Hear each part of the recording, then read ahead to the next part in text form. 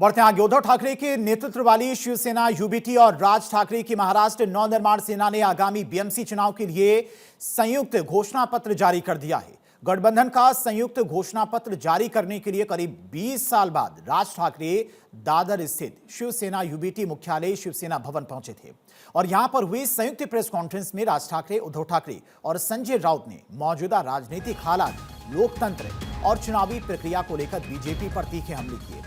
राज ठाकरे ने शिवसेना भवन से जुड़ी पुरानी यादें साझा करते हुए कहा कि 20 साल बाद यहां पर आकर अच्छा महसूस हो रहा है क्योंकि इस जगह से उनकी गहरी भावनात्मक स्मृतियां जुड़ी हुई हैं। उन्होंने 1977 का जिक्र करते हुए बताया कि शिवसेना भवन बनने के समय किस तरह विरोध और संघर्ष का दौर रहा।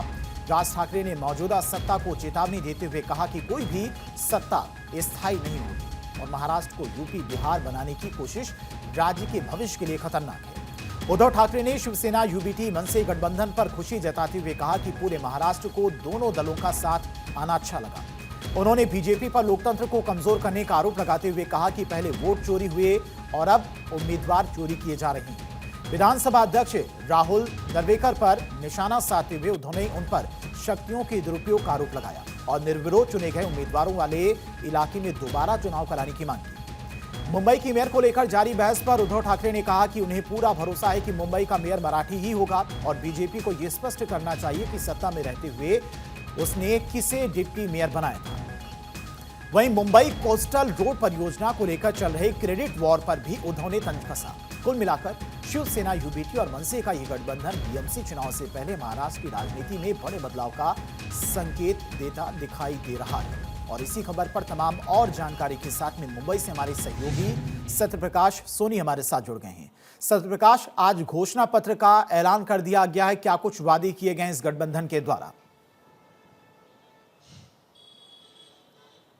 देखिए, मुंबई महानगर पालिका चुनाव का आगाज हुआ है। ठाकरे ब्रदर्स की तरफ से आज शिवसेना भवन में वचननामा का घोषणा किया गया, जिसमें प्रमुख बातें हैं। लेकिन सबसे महत्वपूर्ण बात कि करीब 20 साल बाद राज ठाकरे जो है इस शिवसेना भवन में शिरकत किए। उन्होंने कहा कि करीब 20 साल बाद हम यहाँ आए हैं तो मुझे लगता है कि मैं जेल से छूट कर बाहर आया हूँ। एक तस्वीर दिखा देता हूँ शिवसेना भवन की। शिवसेना भवन के बाहर हम मौजूद हैं, जहाँ पर आज शिवसेना ठाकरे ब्रदर्स द्वारा आज यहाँ घोषणा पत्र जारी किया गया, जिसमें मराठी मानुष से लेकर मुंबई करों को लेकर चर्चा की गई। और सबसे बड़ी बात, जो वचननामा पेश किया गया उसमें एक पुरानी तस्वीर का भी जिक्र किया गया, जिसमें देखा जा रहा है कि बाला साहब ठाकरे के आसपास एक तरफ राज साहब ठाकरे हैं तो दूसरी तरफ उद्धव साहब ठाकरे दिखाई दे रहे हैं। इस पर भी सवाल पूछा गया तो उन्होंने कहा कि ये परिवार का मामला है, परिवार के साथ लोग जुड़े हुए हैं। लेकिन जिस तरह का आरोप प्रत्यारोप मुंबई महापौर को लेकर किया जा रहा है, उस पर भी ठाकरे ब्रदर्स ने कटाक्ष किया। उद्धव साहब ने कहा कि भारतीय जनता पार्टी को यह समझना चाहिए कि क्या मराठी हिंदू नहीं होता।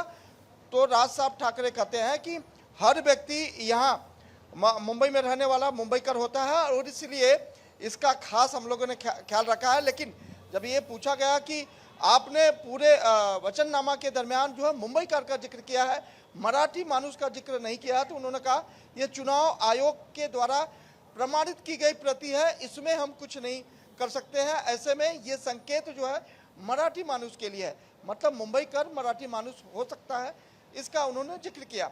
इसी तरह की तस्वीरें जो है लगातार जो है शिवसेना भवन में आज देखने को मिली। लेकिन जिक्र यह भी किया गया कि यह परिवारवाद नहीं है, यह परिवार के साथ आकर जो है खुशी मनाने का दिन है। और आने वाले समय में मुंबईकर जो यह बता देंगे कि परिवार के साथ आने का आनंद कैसा होता है। यानी कि 16 जनवरी को जब रिजल्ट आएगा तो परिवार में एक आनंद देखने को मिलेगा, क्योंकि ठाकरे ब्रदर्स जब से आए हैं तब से महायुति में हलचल मची, इस तरह का जिक्र भी किया गया। अब वचननामा के अंदर जो जानकारियां दी गई है, जो लोगों के लिए बताया गया है कि कैसे जो है मुंबई करों को जो है 1 लाख लोगों को जो है बतौर आर्थिक मदद की जाएगी, जिसमें 25,000 से 1 लाख का जिक्र किया गया है।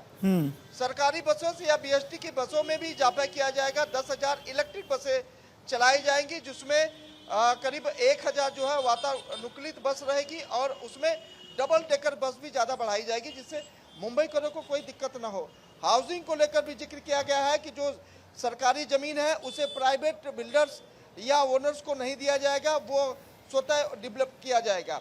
मुंबई में हॉस्पिटल्स को लेकर भी जिक्र किया गया है कि जो सरकारी हॉस्पिटल्स है उन्हें हाईटेक किया जाएगा और 5 नए मल्टीप्लेक्स हॉस्पिटल लाए जाएंगे जो लोगों की सुविधा के लिए होगा। जेनरिक दवाइयाँ लोगों को मुफ्त दी जाएंगी, इस तरह का जिक्र जो किया गया है। खासकर मुंबई में चलने वाले को पेडेस्ट्रियन के लिए भी अलग से सुविधा, उनके यातायात का रखरखाव, इस तरह की जानकारी दी गई है। लेकिन ठाकरे ब्रदर्स एक साथ आने से मराठी मानुष खुशी मना रहा है, इस तरह का भी जिक्र जो है दोनों ठाकरे बंधु ने किया है। जी ठीक है सत्यप्रकाश, बहुत बहुत शुक्रिया आपका तमाम सारी जानकारी के लिए।